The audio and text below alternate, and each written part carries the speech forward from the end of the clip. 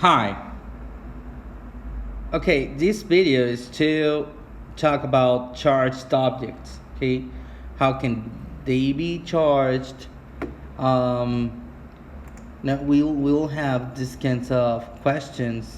Okay, like um, what is the behavior of charged objects when they interact? How is an object charged by conduction, and how are they charged by induction? Okay, so we're going to talk about these three questions all along the video. So to begin with this, we have to talk about the behavior of the materials they have a charge. The materials, as you know, since you were like in fifth grade or fourth grade, I don't know, uh, when they have like charges, they repel. When two materials have like charges, they attract. Okay, and we can summarize actually these kind of actions in this. It says there are two kinds of electric charges, positive and negative. We already mentioned that before in another video. Like charges repel and unlike charges attract, as I already told you. And charges exert forces on other charges at a distance. Okay, that's new.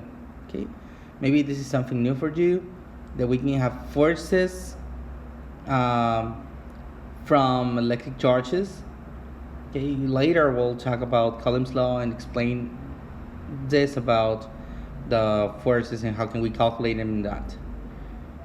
Now, the force is stronger when the charges are closer together, okay? Because this is like in gravitation, okay? That if the objects are closer, then you'll have higher force. Now, the difference is that here, the forces can be for attraction or repulsion, and when we have gravitation, it was only forces for attraction. Now it here depends on the nature of the charges. If the both of them are negative or positive, or one of them is a positive and the other one's negative.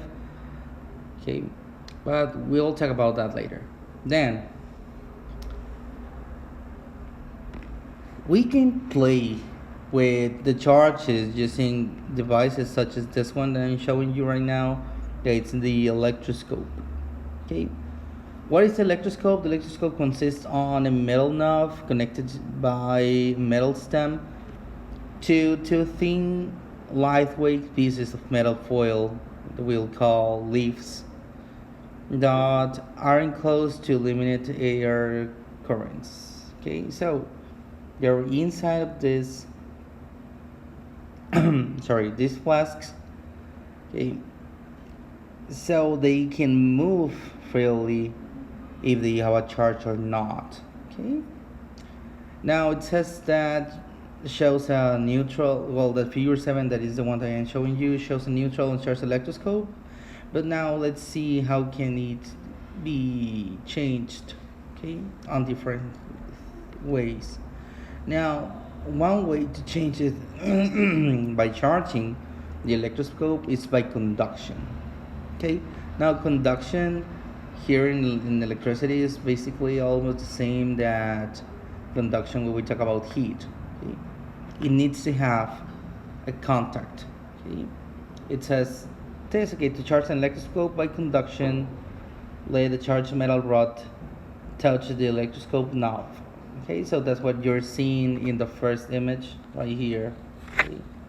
Then bring a negatively charged rod near a negatively charged electroscope will cause the leaves to spread apart. Okay, because they will have the same charge, and as they have the same charge, they repel. Okay, so this is what occurs here. Okay. After that, it says bring a positively charged rod near negatively charged electroscope, because the leaves do fall closer together. Why? Because they will be balanced with the positive charges in the rod with the negative charges in the knob, and that will be enough to return the leaves to its original place. Okay, so this is conduction.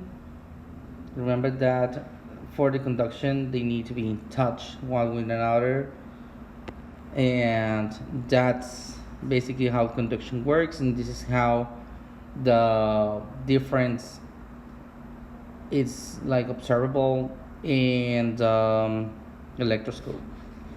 Now we have another way that is induction. Okay? Now, how can we charge the electroscope by induction?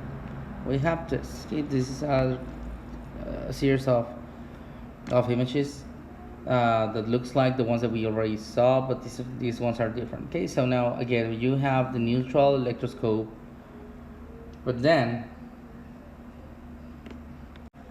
now you have to induce the separation of charges when a negatively charged rod is brought near it, but it doesn't touch it. Okay, it only is near when that negative rod is near, it causes the positive charges to become near the rod.